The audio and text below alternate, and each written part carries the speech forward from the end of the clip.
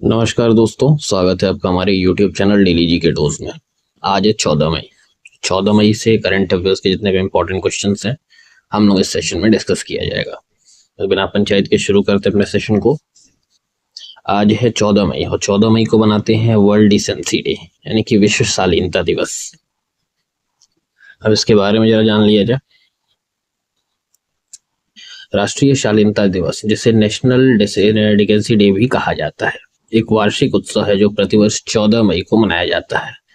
यह दिन शालीनता के महत्व पर ध्यान केंद्रित करता है और इसे दैनिक जीवन में शामिल करने से को प्रोत्साहित करता है। यह दिन शालीनता के महत्व के बारे में जागरूकता बढ़ाने, इसे अपनाने के लिए लोगों को प्रेरित करने और इसे पाठ्यक्रम और सेवा परियोजनाओं में एकीकृत करने का उद्देश्य रखता है।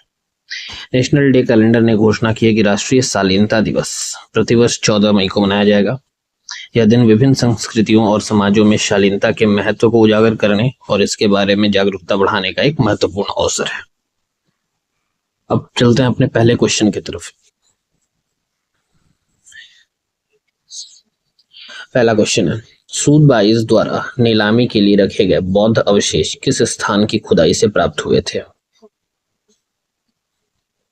Where were the Buddhist relics now set for auction by Sotheby's originally excavated from? Option है आपके सारनाथ, पिपरहवा स्तूप, बोध गया या कुशीनगर। तो सूदबाइज द्वारा नीलामी के लिए रखे गए बौद्ध अवशेष पिपरहवा स्तूप के खुदाई से प्राप्त हुए हैं। ऑप्शन नंबर बी हमारा करेक्ट हो जाएगा। पिपरहवा स्तूप है कहाँ पे? तो ये उत्तर प्रदेश में स्थित है, जहां 1898 में बौद्ध अवशेष मिले थे और भारत सरकार ने सूदबाइज की नीलामी को अवैध और सांस्कृतिक विरासत का अपमान बताया है। इसमें पहला पॉइंट ही आपके लिए इंपॉर्टेंट है कि उत्तर प्रदेश में पड़ता है। अगला सवाल, विश्व न्यायविद संघ यानी कि वर्ल्ड ज्यूरिस्ट एसोसिएशन का मेडल ऑफ ऑनर प्राप्त करने वाले पहले भारतीय वकील कौन बने हैं? Who became the first Indian lawyer to receive the World Jurist Association's Medal of Honor? Option है आपके फली नरीमन, भुवन रिपु, इंदिरा जयसिंह या हरीश साल्वे। तो विश्व न्यायविद संघ यानी कि वर्ल्ड ज्यूरिस्ट एसोसिएशन का मेडल ऑफ ऑनर प्राप्त करने वाले पहले भारतीय वकील भुवन रिपु बने हैं। ये हैं भुवन रिपु। ऑप्शन नंबर बी हमारा करेक्ट होगा। ये क्वेश्चन इंपॉर्टेंट बनेगा क्योंकि ये पहला मेडल मिल रहा है किसी भारतीय को। भुवन रिपु को बाल संरक्षण के क्षेत्र में कानूनी सुधारों और अदालती हस्तक्षेप के लिए यह सम्मान मिला है। तो कारण समझ लीजिएगा, कानूनी सुधार और बाल संरक्षण के क्षेत्र में। दूसरा चीज, उन्होंने बाल श्रम, तस्करी, बाल विवाह और शोषण के खिलाफ 2 दशक तक कानूनी लड़ाई लड़ी है। तो इन सब कारणों से ओवरऑल मिलाकर उन्हें ये ऑनर प्राप्त हुआ है। अगला सवाल, किस राज्यपाल की आत्मकथा जनता की कहानी मेरी आत्मकथा का विमोचन उपराष्ट्रपति जगदीप धनखड़ ने किया है? विच गवर्नर्स ऑटोबायोग्राफी जनता की कहानी मेरी आत्मकथा was released by vice president Jagdeep Dhankhar?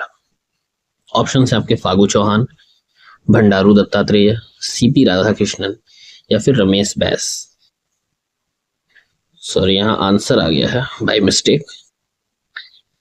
तो भंडारू दत्तात्रेय की आत्मकथा जनता की कहानी मेरी आत्मकथा का विमोचन उपराष्ट्रपति जगदीप धनखड़ ने किया है। तो ऑप्शन नंबर बी हमारा करेक्ट हो जाएगा इस क्वेश्चन का।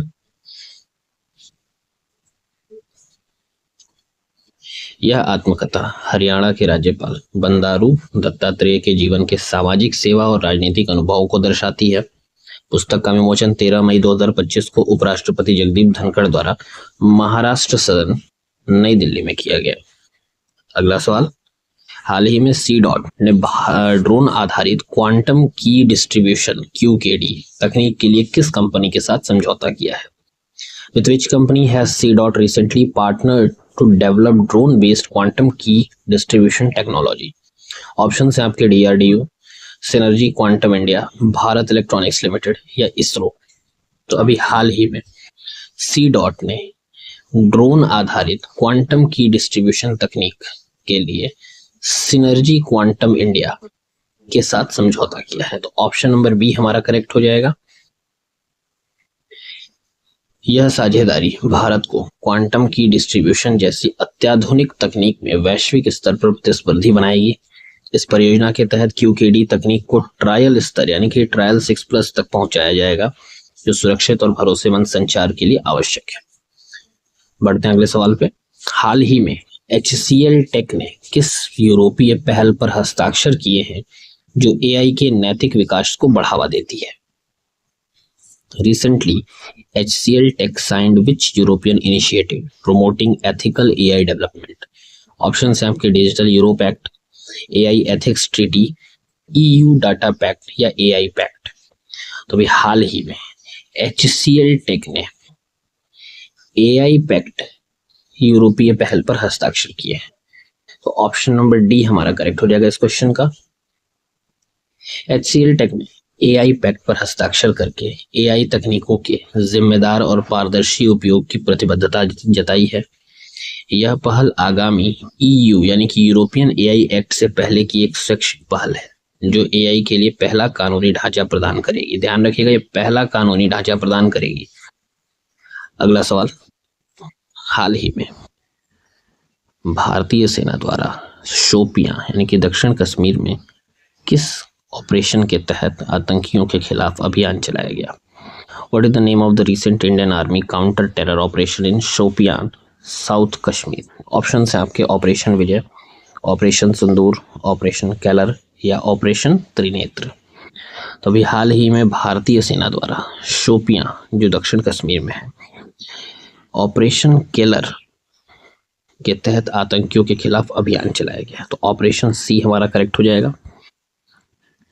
ऑपरेशन केलर 13 मई 2025 को भारतीय सेना ने दक्षिण कश्मीर के शोपियां में छिपे आतंकियों के खिलाफ शुरू किया है।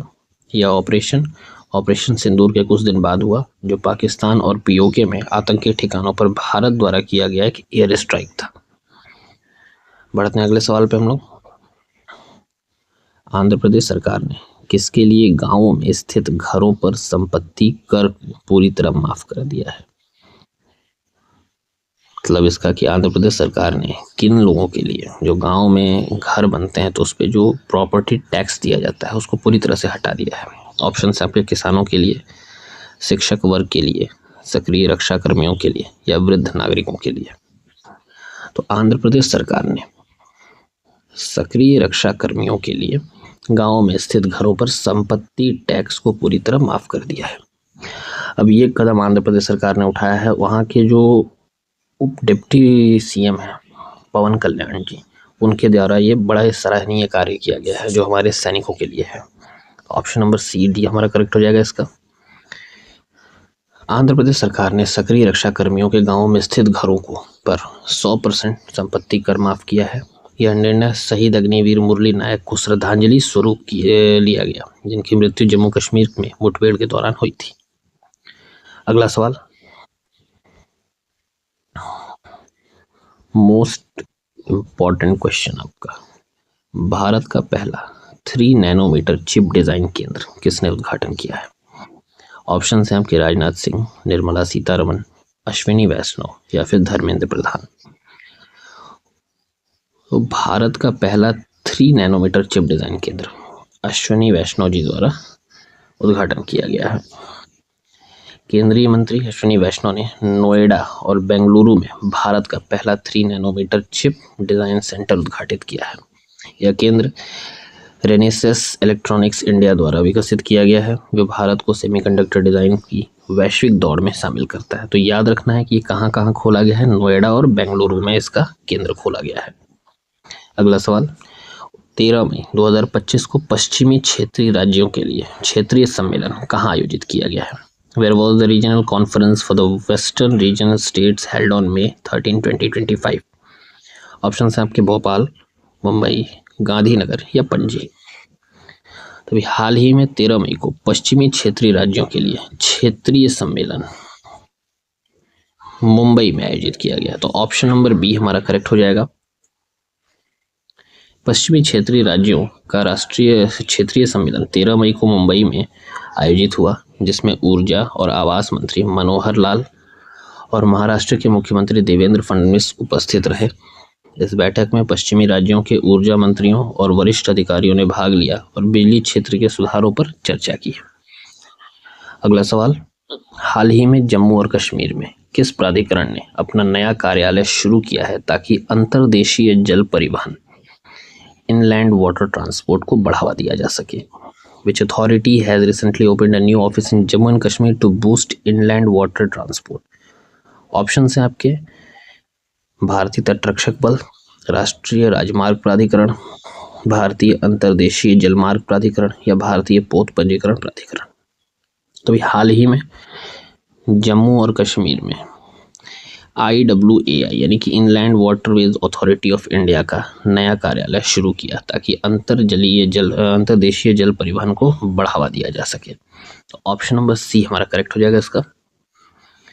भारतीय अंतर्देशीय जलमार्ग प्राधिकरण ने श्रीनगर में ट्रांसपोर्ट भवन में अपना नया कार्यालय शुरू किया जो केंद्र शासित प्रदेश जम्मू कश्मीर में जलमार्ग परियोजनाओं की निगरानी करेगा। और IWAI और जम्मू कश्मीर सरकार के बीच हुए समझौते के तहत चिनाब, झेलम, रावी नदियों पर जल परिवहन ढांचे का विकास किया जाएगा।